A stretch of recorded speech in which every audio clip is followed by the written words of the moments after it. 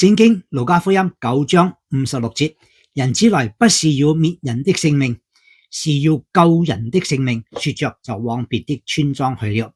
呢個係當日耶穌嗰個嘅侍奉，佢嚟到世上道成肉身，為要為全人類嘅罪釘十字架上。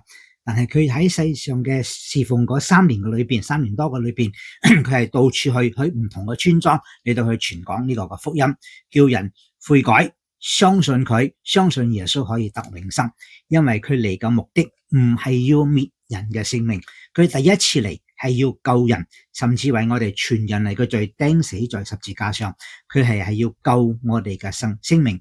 求主幫助我哋真係體會到我哋死在罪惡過犯中，我哋係需要神嘅拯救。而家已經有咗救恩，只要我哋願意信耶穌就可以得救。何等嘅寶貴！我係鄧英善牧師。